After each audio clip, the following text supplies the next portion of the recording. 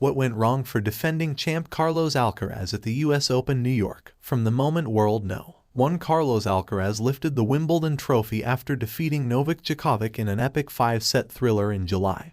Tennis fans have been manifesting a rematch in New York, and for most of the past 2 weeks, their meeting in Sunday's US Open final seemed inevitable. Djokovic did his part Friday, taking the first semifinal in straight sets over American Ben Shelton 6-3, 6-2, 7-6 and booking his spot in the final. But 2021 US Open champion Daniil Medvedev had other plans and ended the 20-year-old's run toward a second straight US Open title with a 7-6, 6-1, 3-6, 6-3 win in Friday's second semifinal. With the victory, Medvedev set up a rematch of his own against Djokovic, who he defeated here 2 years ago to win his first and only major title. So, what went wrong for Spain's Carlos Alcaraz? Here are 4 takeaways from his exit. Medvedev won the mental game. Throughout Friday's match, the 27-year-old Russian appeared calm and emotionless, even in that tight third set. During changeovers, Medvedev sat with an almost tranquil demeanor until the last moment, while Alcaraz jumped up early,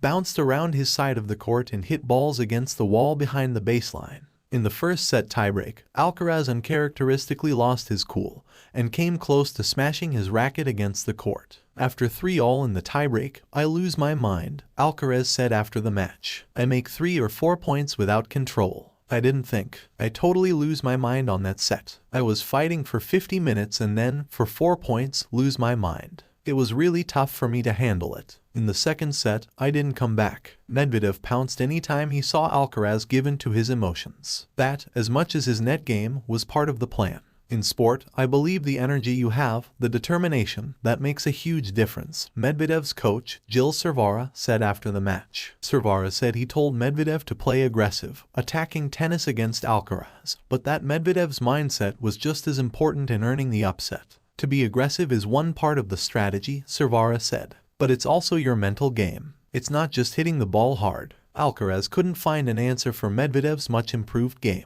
Medvedev faced Alcaraz twice this year and didn't take a set off him. "I lost 2 times easy too," Medvedev said. "Before the match, I said I needed to play 11 out of 10 to win today. I played 12 out of 10. Alcaraz agreed that Medvedev was the craftier player Friday. "I thought that, right now, I am a better player to find solutions when the match is not going in the right direction for me," Alcaraz said. "But, after this match, I'm gonna change my mind. I'm not mature enough to handle these kind of matches. I have to learn about it." Alcaraz then took his time before describing what it was about Medvedev's game that was so difficult to counter this time. "He played with more speed in his shots," Alcaraz said. "The forehand running was great today. With the slice in the previous matches, it helped me to find my own game, but today I couldn't. He found great directions with his shots, made no mistakes and had a great serve today. He played a great match." Medvedev's service game was stellar. In the first 2 sets, Medvedev was 88% on his first serves, while Alcaraz was not receiving well and had to work much harder throughout the match to hold on to his serve. Alcaraz also failed to capitalize on 8 of 9 breakpoint opportunities, while Medvedev broke Alcaraz 3 times in 7 attempts. "He's one of the best returners on the tour," Alcaraz said.